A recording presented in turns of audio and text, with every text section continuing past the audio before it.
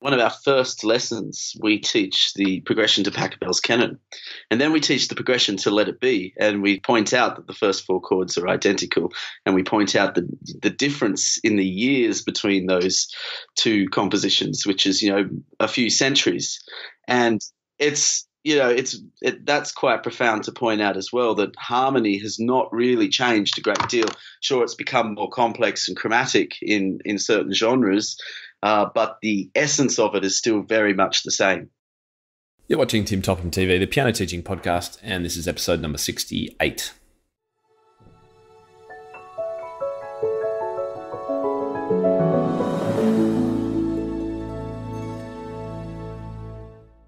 Hi everyone, welcome back to another episode of Tim Topham TV, your piano teaching resource, where today we're going to be talking with a fantastic teacher from England called Tom Donald, who has created the London Contemporary School of Piano and is a man after my own heart in many, many ways. What we're talking about today is all about a contemporary way of teaching piano and what that should actually focus on. And Tom has actually built a school in London. He's actually an Aussie, now living in London, and he has built a school based on a much more chordal, improvisationary teaching approach, which is having a huge impact on his many students. Now, Tom was born in country Australia in the town of Coonabarabran. We'll have a little joke about that when the interview starts. It's near Tamworth, which is really the country music capital of Australia. He's now based in London and Europe. He's forged a career of intensely original work and post-jazz classical music. He's a gigging musician, so he performs sometimes pure improvisations. He composes soundtrack for film as well as for concert. And he's won awards and acclaim for his film work throughout Europe and even the Middle East. He's had concerts, Abbey Road Studios, BBC Television, BBC Radio, you name it. This guy's done it. And now he's created a school where he teaches the method that has seen him have so much success. So without any more chat, here is my interview today with Tom Donald. Tom Donald, welcome to the show today.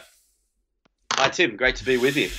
So I found out about you from listening to a business podcast, which was quite unusual, and that's why I was very interested to speak with you, because we don't hear many pianists on business podcasts. The podcast was called Eureka 14. It's a podcast called The Entrepreneurs, run by a magazine called Monocle, which is a fantastic group that do a whole lot of different stuff, and they've got a number of podcasts. Just quickly, how did you end up on a business podcast called The Entrepreneurs as a piano teacher? Well, yes, it's interesting. Well, firstly, I'm a huge fan of Monocle, so I was very happy for them to ask me to go onto their show, and I guess we were getting recognition for our movement, and the London Contemporary School of Piano has not just been a great providing great lessons, great service, but also being an innovative business structure. So it was great to get some business recognition, not just music recognition for a change. So that was nice. Yeah, absolutely. So look, tell us just a little bit about your music background without going into too much detail, but particularly as it relates to what you're doing now with your business and your studio and your teaching. Well, as you could probably hear, I'm from Australia originally. I was born in I grew up in Tamworth. So for the Australian listeners, you'll know that that's the country music capital of the Southern Hemisphere. Though these days I'm a jazz pianist and a classical pianist. I studied piano composition at the Newcastle Conservatorium. And pretty much immediately after my degree, I felt I wanted to be in Europe, so I went to London, and I have been in the United Kingdom for 12 years, though I like to see that as, though politically speaking it's a bit different these days, as part of Europe, because I have done a lot of work in Europe and in the Middle East. London is living in London is a real global hub, and that's been a great experience. Now, you actually grew up in the very funnily named town of Coonabarabran. Is that right? Yes, I was born in Coonabarabran, yes, that's not far when they filmed that film, The Dish, actually. Yes, Yes. So people yeah, outside Australia are going to go, you Australian weirdos with your stupid place names. Coonabarra Brand. I mean, what a name. uh, well, yeah, I think I get at airports. I do get funny looks with them asking how to pronounce my birthplace. But I'm sort of proud of it now because most people are born in cities, so it's a bit boring, isn't it? That's right. So you mentioned the word movement just before. You've started a movement, or that's what you feel like you're doing. So you better tell us what is the movement all about?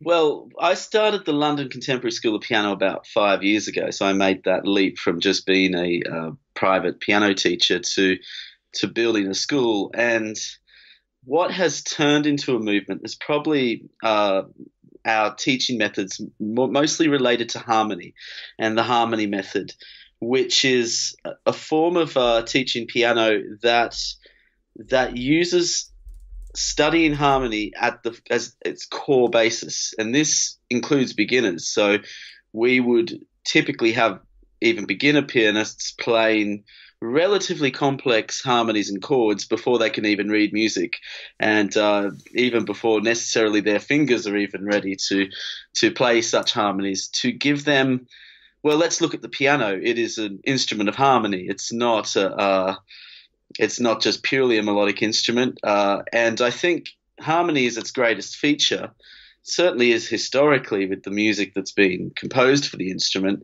but I think it's probably the most undertaught aspect of piano education.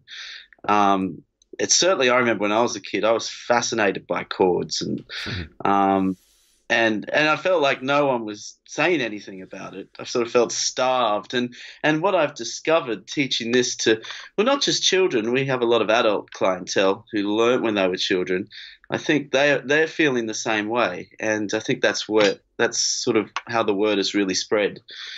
It's really interesting to listen to you talk, because I was just presenting workshops up in Brisbane yesterday.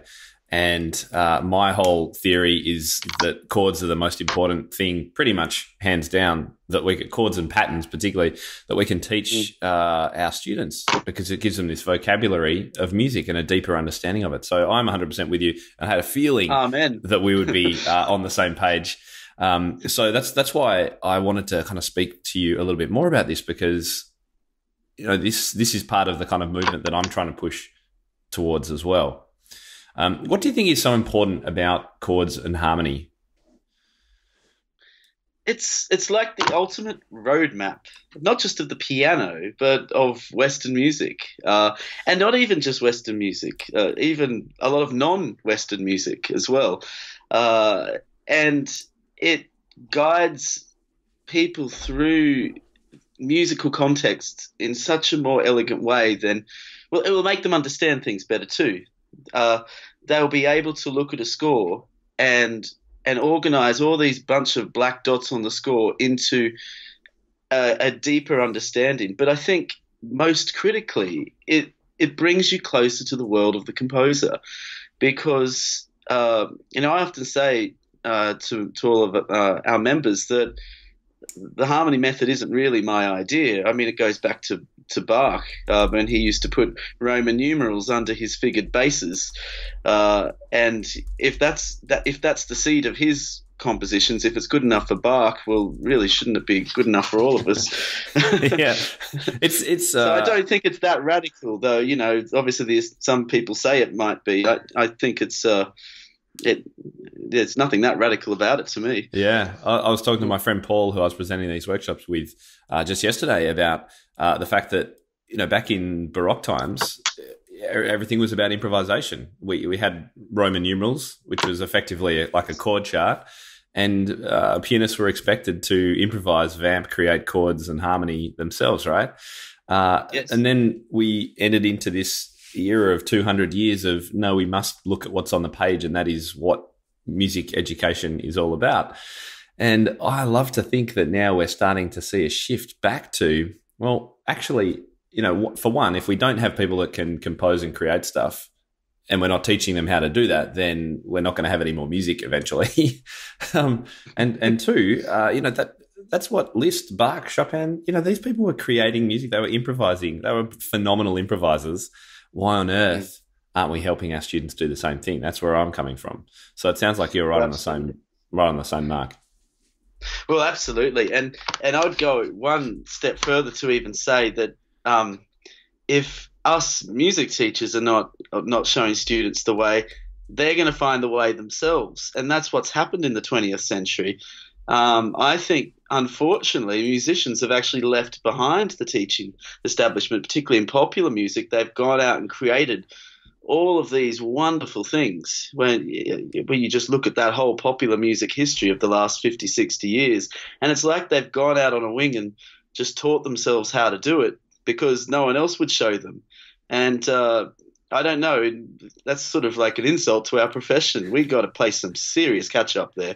And we might and that's it goes back to, I was reading a story the other day about John Lennon and Paul McCartney. They only knew 2 chords on the guitar and they thought they were writing great songs, and they were somewhere in Liverpool and they knew a guy on the other side of Liverpool who knew another chord, and they jumped on a bus and before the internet, and he showed them that other chord. And I mean, it's just staggering, isn't it? It is. I think I'm right in thinking that at least one of the Beatles, maybe a number of them, couldn't write any music or read music. They were purely ear players, I think. Yeah. Yes, yeah. Do you reckon this is also related to the explosion of YouTube tutorials and the fact that kids are trying to teach themselves more and more by that method? Yeah, I think so. I think that's playing a really positive role in just we are in the era of information, probably information overload. But I think that is bringing everything up to date very swiftly. However, I think the risk that goes with that, and whilst I still think there's more pros than there are cons, is that there is so much information. How is any kid going to be able to sift through all of that and find the diamond in the rough? So, yeah. And so looking at it from your perspective, what you just said before, we could almost see as YouTube tutorials, a lot of teachers bemoan the fact that all their students are now, watching YouTube tutorials, and isn't it terrible? Maybe we should just be turning that back on ourselves and going, well, maybe it's because we're not filling a need for those students. That's right. Well, we shouldn't be bemoaning it. We should be contributing to it. We should be adding our own content. I mean, we're not very YouTube heavy, where that's deliberate, but I think it's absolutely wonderful when a student comes in and says, well, I taught myself this on YouTube. And actually I often find they're teaching it to themselves the hard way when they do it on YouTube. And I'm like, that's fantastic. By the way, there's actually a really much easier way you could have gone through that. And then next time they know that. So I think it's a wonderful collaboration with that wider world of information. And yeah, I think it's very exciting. So let's unpack that a little bit more, because there'll be teachers listening who are thinking, well, what should I be doing with, how can I help that student do it more easily? What is the easier way, Tom? Well, that's a very, very good question. And it does go down to the repertoire. So, I mean, if you look at a contemporary classical soundtrack piece, something like that are very popular with kids and with adult students as well, to go onto YouTube and find, you'll find it's often very similar chord progressions. So so many chord progression, or so many contemporary pieces use chord progressions like, I'm sort of near the piano right now, but things like that. That's chord 6, 4, 1, and 5, and I'm sure most of your members know exactly what I'm talking about. So instead of teaching the student that piece of music, they say, well, I really want to learn this song by Adele or Elton John or whoever it is, or from this film. Why don't we teach instead the formula first? We say, okay, that's great, you want to play that. By the way, let me show you this formula that is used in literally thousands of songs. And then go off and find that formula in all of this music. And that, to a student, is profound. And to a musician it is as well, because they're finding out the sounds that they are drawn to, and they're being able to put a label on it. And so there's a lot of implications there. See, old teaching the kids to fish rather than giving them a fish, isn't it? It's unlocking a key to a whole world of things rather than them just struggling away on one YouTube tutorial or just learning one piece of music in isolation. It's not in isolation. All of these things, even all the, half of the method book music, the classical repertoire as well. You take it back. It's often a simple chord progression.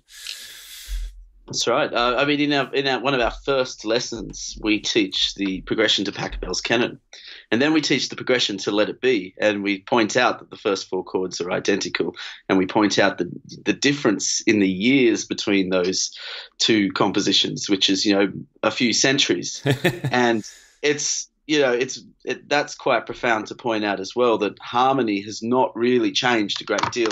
Sure, it's become more complex and chromatic in certain genres, but the essence of it is still very much the same. Absolutely.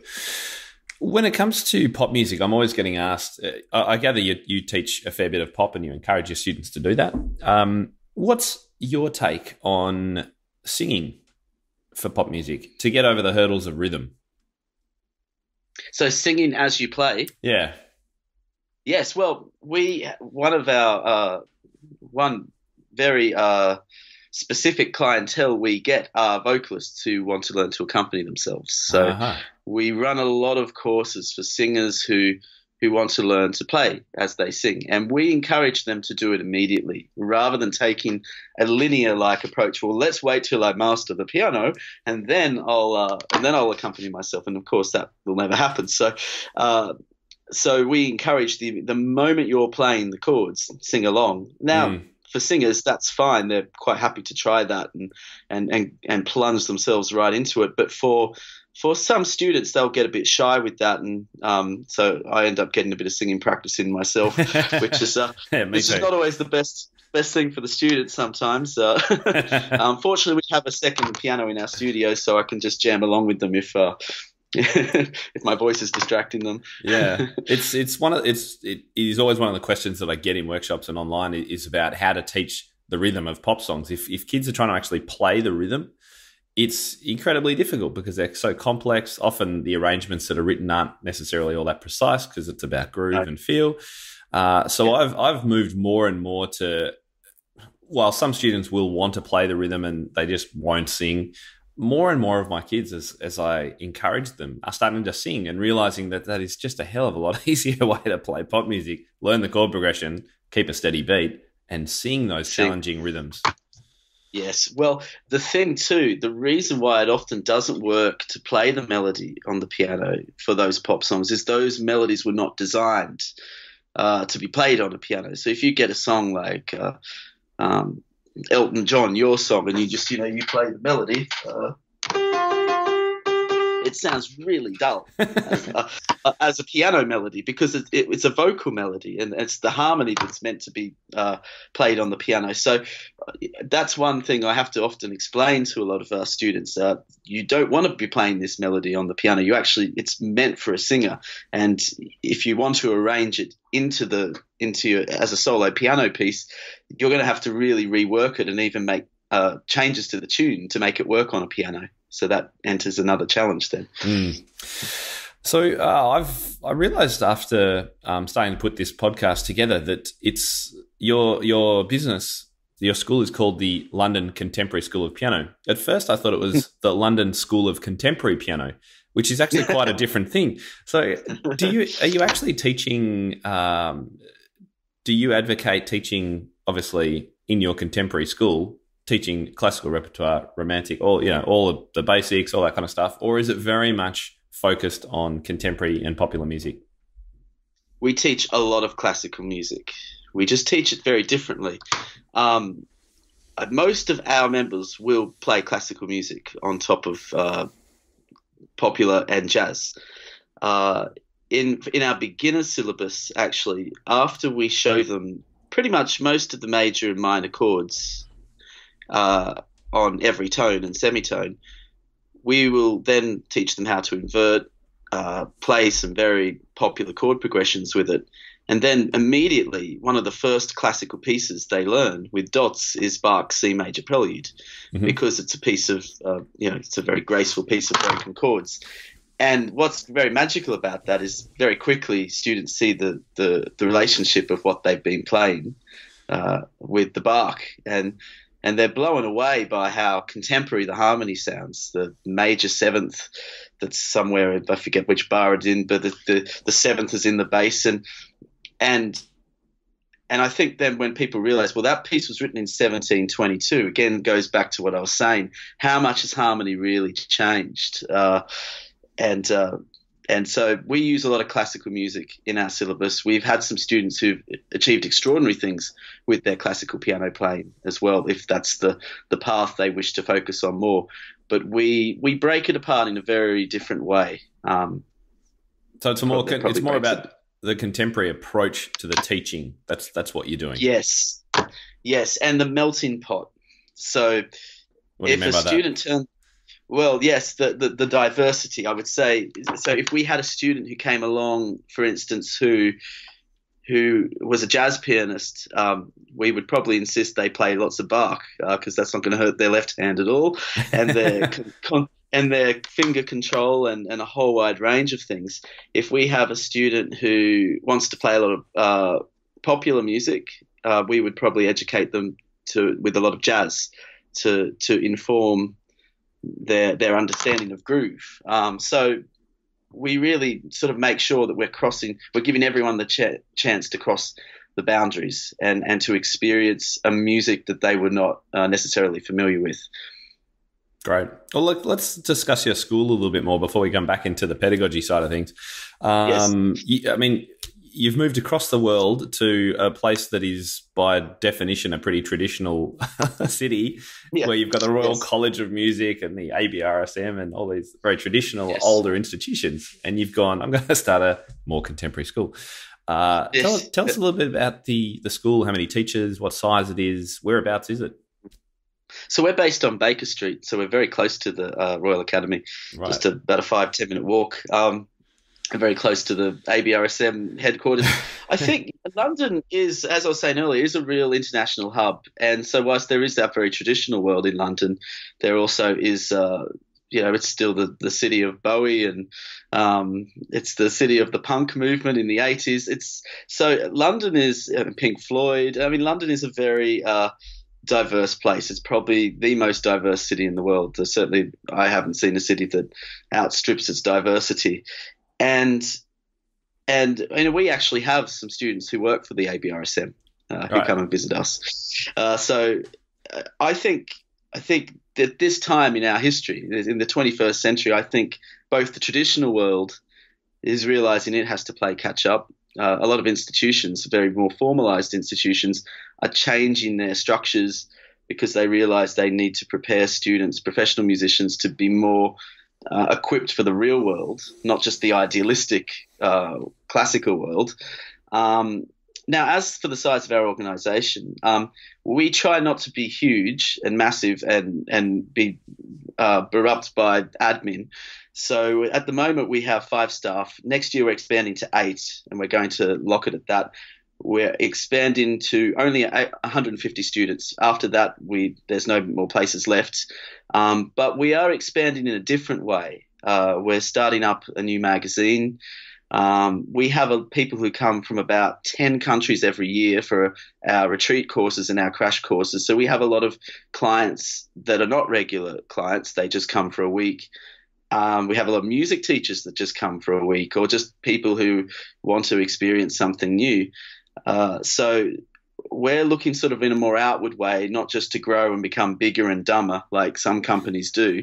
And then there's, and so that's the sort of aim we're looking for at next year. And it's all very exciting. We have some fantastic musicians that are training students, and it's a very exciting time. I would imagine that you would get quite a few older students coming to you and going, oh, wow, if only I was taught this stuff when I was younger, I would have kept playing. You mentioned you had adult students who come back to piano. Yes. Is that quite a common thread? We hear that all the time. Yeah. Actually, I I often say that to myself, so that would have been nice. I was very lucky. I had a very good teacher actually when I was a child. But yes, I think a lot of people say that. You've obviously got a very particular style of teaching that you do. You've called it the harmony method. I assume that's one aspect of it. How do you go about making sure you're finding teachers? This is one of the hardest things to do, I would imagine, finding teachers that have the same philosophy and can follow the same process as what you're teaching. Well, firstly, in London, we are completely spoilt for choice. There are so many phenomenal concert pianists and musicians from all different musical backgrounds. So firstly, it's going through all of the CVs and the applications. But you don't necessarily want a concert pianist, do you? In fact, you almost don't want a concert pianist, I would have thought. Well, you'd be surprised. I mean, a lot of concert pianists are even reaching out for a new approach. So providing, and though, I mean, our staff are all amazing. We have one amazing concert pianist. We actually have two amazing concert pianists on our team. One of them, she specialises in contemporary classical music. So she played Steve Reich at the BBC Proms this year. And one of our other concert pianists, he's also a great violinist. So he jams a lot with the students on the violin. But I think the critical thing to all teachers that are looking to build a school and expand, yes, you want to get amazing musicians in, but once you've got them in to work with you, it needs to be an ongoing training process. We meet up every week. We discuss elements of the method we feel that could be improved from the feedback we're getting from students, from the results. We work together all the time, and I think training and working together as a team is the most important thing. It's probably even more important than the qualifications of all the people you're working with. Of course, they've got to be very, very good. They've got to be flexible musicians, but it's the training aspect and the collaboration aspect that is important to make sure everyone's on the same page. Do you have a couple of things that a teacher must demonstrate to be part of your crew? Oh, the list is quite long, and I give us a couple of important ones for you. I think what means a lot to me is that when we are very lucky, we have fantastic facilities. So we have 2 grand pianos in our studios, and so I think it's very important that the teacher can give the student a collaborative musical experience. And what I mean by that is that when a student comes in to play a chord progression, a song, or even a classical piece, that we're playing together a lot, and we're creating a feeling around the student that they can try new things, they can let go. A lot of people, and you would see this in your own students, I think every member you would have would probably be able to relate to this. A lot of students overthink when they play, and that creates a halt. Just when they're making some beautiful music, they stop and go, "Oh, what's going on here?" It's like, no, don't stop. And we want to create an environment where a student feels that they are capable of achieving, anything they want, and that wrong notes don't exist. Because if you have this right and wrong, black and white view of music, it's very destructive. I had it many years in my own playing. So it's being able to create that experience, and I think that's what all of our teachers. That's the one thing I really look for in our teachers. And isn't it funny that so much of a traditional piano education is about teachers correcting mistakes? Oh yes. And this is like exactly the opposite, right? Yeah, that's right. And it's just that's an A flat, not an A. And it's just so unhelpful. It's just I don't know how people can do it day after day. Send them home with a piece, come back, here's your mistakes, correct them, fix them up. Here's another piece. I mean, it's such a negative way to teach too. So I'm with you. I agree. And it's those moments of mistakes that kids, you have to go, no, play that again. That was great. What did you do? Let's have a look. Oh, you played the wrong, in inverted commas, left-hand note with that chord, but how cool does that sound? Let's work with that. I mean, that's what I like doing too. It sounds like it's very similar those moments of accidental brilliance, someone called them once. Yes, yes, and asking questions. So rather than so if a student is doing something a little odd with a piece of music that's not quite working, rather than saying, "Oh, that doesn't really work. Why don't you phrase it like this?" Just asking them. So play that part again. Can I just record you playing that? Record them. So what do you think of that? What do you think works and doesn't work about that? And just asking, coaching. Yes. And then we actually have a rule. We actually don't call ourselves at the school piano teachers. For this podcast, I didn't want to confuse anybody. We actually call ourselves coaches because we try and elevate the process to a coaching process, which is beyond teaching. It's making the pupil trying to enable them and empower them to be completely self-aware of what they can do, rather than telling them what to do. And that's actually a very hard thing to do. I can't say I've completely mastered that yet, but that's what we aim for. Yeah, ask more questions rather than give your opinion, I think. Yeah. Yes. So the harmony method that you've mentioned, is that a written book, like a series that all your teachers use, or is it the philosophy behind what's going on?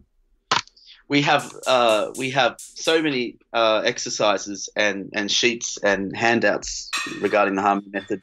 We could probably make 4 or 5 books. We've strategically decided not to turn it into a book at this stage, mainly because one thing I find is that so many people go out and buy books and just leave them on the shelf and don't implement them. Yeah.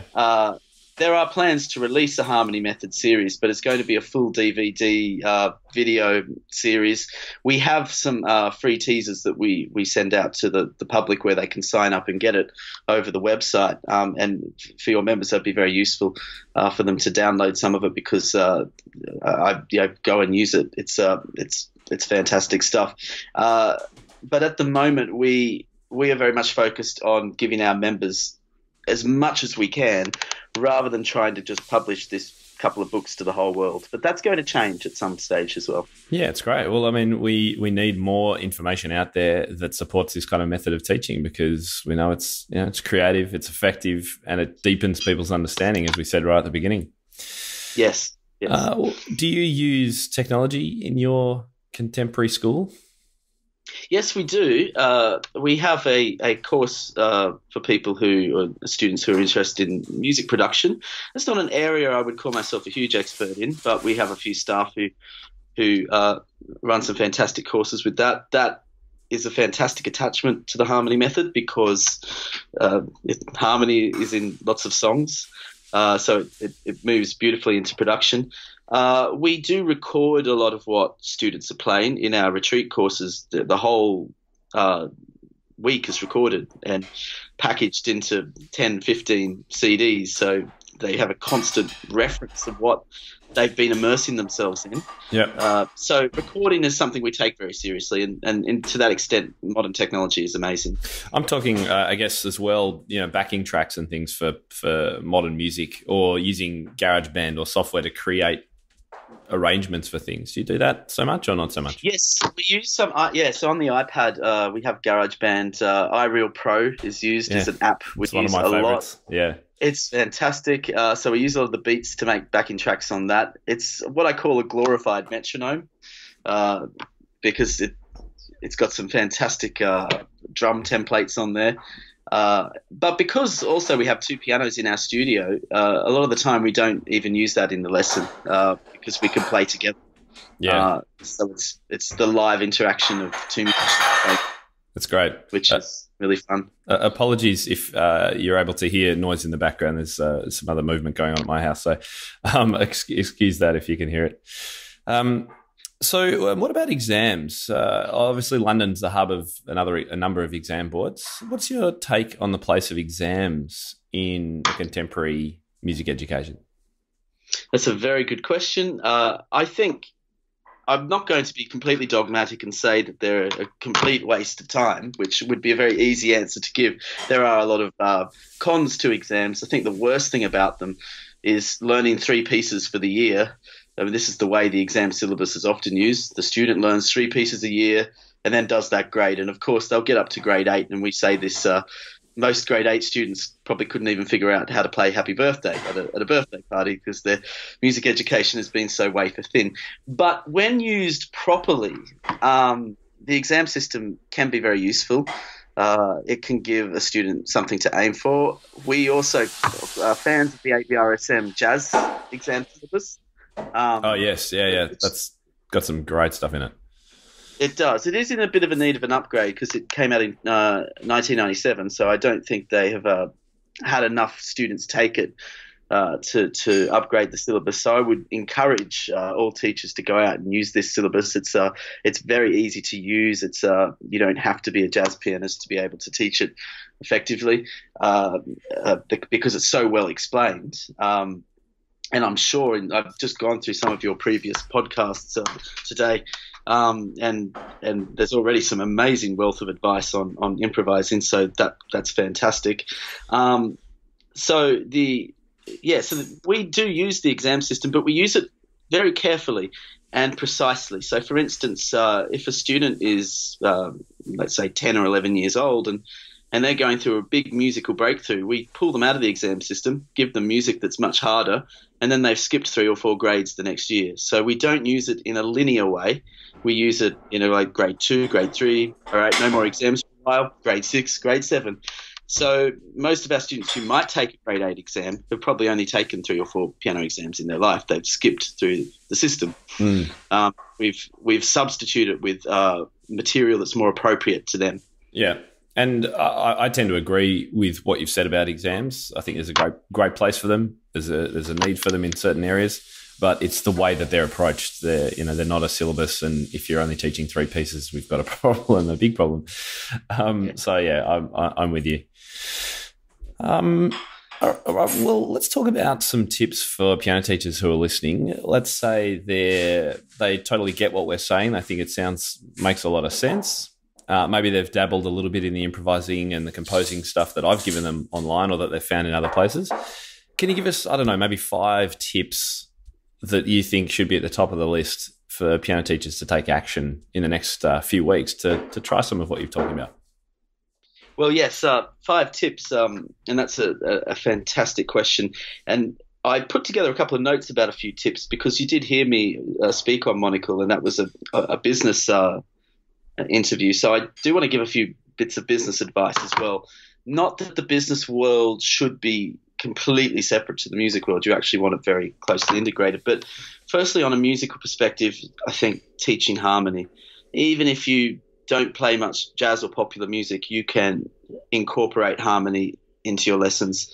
And I'm not talking traditional sit down and do polyphony arrangements in 4-part chorale, but getting students aware of that 1 and 5/7. It's Christmas time coming up now, so they're all going to want to play carols. So rather than going straight to those archaic carol books, get the student to hear the 1-4-5 in Silent Night. Get them to hear the 1-4-5 in all the Christmas carols. I mean, they're all pretty much the same. So, and if you can't, if you're sort of not so confident with your ear, this is a really good opportunity for you to realize it's not as hard as it might appear to be. So you can get your own musical confidence right up there. But I'm sure a lot of your members are very clued up on all of that. So, and just in case they aren't, when you're saying 1-4-5, can you just confirm what you mean by that? Yes, so 1-4-5, the degree of the scale. So let's say we have a C major scale, C, D, E, F, G, A, B, C. Chord 1, C major, chord 4, F major, and chord 5, G major, the dominant chord. And this is the staple of Western music. Yeah, and Christmas carols. Are a lot of built up of even C major, C, F, and G chords. There's heaps of music that only uses 3 chords.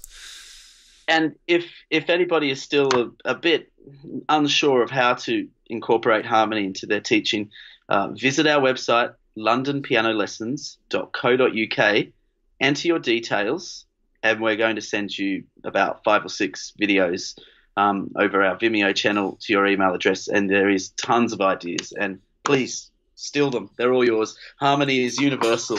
Harmony is actually not under copyright. You can actually nick a whole harmonic progression of a song and not get into any trouble, which is very strange. The music industry is most odd. That's why we can all use the Pachelbel canon chord progression quite That's safely. right, yeah. All right, so tip number 1, use harmony, right? Yes, use harmony. Yes, that's right. So I'm going to give some more business type of advice, but this will, I think, for a lot of teachers, give them much more satisfaction in their work. And have a target market, target a demographic. Don't just try and teach everybody for the sake of teaching everybody. We all actually have clients that we would prefer to work with. If you're tired of teaching lots of children who you can't motivate to practice, maybe you should be teaching adults. This is a huge movement around the world. So many adults who have been in that job for 20, 30 years they don't like, and they are dying to play music, and they're dying for somebody to reach out to them and say, I will show you how to play music and we can make some great music together. And actually, they're some of our best clients, adults. And we actually limit the amount of children we see to only the Saturdays, because we want them all wide awake and not after school. So we are predominantly an adult run school institution, but we do have about 20% children. So there are loads of very interesting demographics. You can actually think of 3 or 4 of your favorite students you'll probably find are all the same demographic. So they're not the only ones in the world. You can copy them, and you can make a practice that niches. And I think a lot of piano teachers make this big mistake of thinking that they're going to lose clients if they're not trying to talk to everybody. But the actual truth is, when you try and talk to everybody, you talk to nobody. And if you focus on the people that you're going to create a better collaboration on, you'll have a much more prospering business. And your website, copy can change, and your whole message can change to talk to that group of people. And with the technology out there, targeting is very easy, easier than it's ever been. Anyway, yeah, it's great. Great tip. The third tip would be review your fees. I feel most music teachers are not charging enough these days. They are. I mean, I think so many other industries have taken over ours in fees. And if you're a very dedicated musician, you've spent your whole life studying this, just ask yourself a question: are you really charging what you're worth? And I think there's a lot of fear in the music community that we have to be so charitable, and we end up being cheaper than everybody else and poorer than everybody else as a result of that. What we do, which works extraordinarily well, is we give our clients fee options. So we don't just charge everyone the same rate, because different people have so many radically different needs. Some people want to pay as they go. Some people want to pay for a whole semester. And some people want a subscription option, which comes with extra benefits and features. And that will immediately tell you who your best students are, not just in terms of how they'll feed your business and your studio, but how they respect your work. And then you can focus more on them, and that will bring huge satisfaction to your work. And it's such a simple thing to put in place. And I see so many of my colleagues not doing that and struggling as a result of that. We're up to number 4, aren't we? Yeah, just before you go on, you mentioned subscription. What did you mean by that? So we have a subscription option where for a monthly fee, a student will get access to our entire team. They will get access to our practice rooms. So it's a bit like a gym. Okay. So they can come to our practice rooms. They get access to workshop events. They get concert tickets. We just really look after them. And it's called the Maestro course. It's extremely popular. Now, if you're running a studio with just yourself teaching, you can have your subscription work a little bit differently. You could, for instance, provide sheet music every month, things that arrive in the mail. Use your imagination a bit. Maybe you could You could arrange their piano to get tuned every 6 months. Just make your customer's life easy for them. People are so busy these days. Don't just tell them to go out and buy the sheet music from Amazon, because they won't. And that just wastes time. So do it for them. And if you just, those little small details make people really treasure your work even more. And it creates more of a value in what you're giving to their life. And that's how it works. You're giving value to other people with the wisdom that you have in your music. Here. Good. Well said. Well said. And I think the last thing is very much related to that. Just really simple things that so many musicians get wrong. And it just bothers me because I'm a jazz musician, so I see this all the time. Punctuality. So important. And, I've been burnt with this before. I mean, when I was younger, in my early 20s, I was probably the latest person on this planet. And, I just didn't show up, didn't I? And didn't move anywhere with my music career. It's such a simple bit of advice, but it's almost like a secret.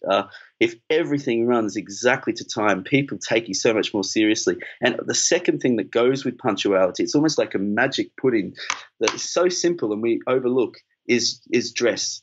When a student shows up, dress beautifully. Now, I actually didn't know this podcast was being Skyped, so I'm looking a bit well, I've got my skivvy on, but all right, you're wearing clothes. That's fine. So that's right. So I was caught out today, but I think there's these two things. And when I say, I'm not talking about wearing a tuxedo though you should try that. Maybe that would do some amazing things. But if you want to, but it's about just really taking this work that you're doing, to the fullest integrity. And these things, the general public out there, they notice these things. And in our music world, we're so close to music that we don't always pay attention to these things because we're a special breed. We're musicians.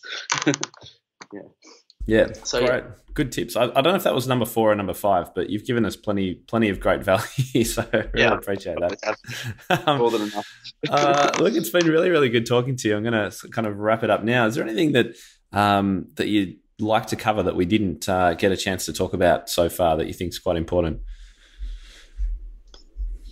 Well, I think we have covered a lot. I've had a great time talking about harmony. I think that's it's great to always speak to like minds about that. We're definitely on the same wavelength. Yeah, for all of your members who live in London, I'm giving a concert at Conway Hall in a couple of days from now on the 22nd of November. This will actually be going out on Friday, so I'm afraid it will have already happened by the time it's gone out. Well, okay, everyone can wish me luck then. That's good. And we'll trust that it's gone well. Go on.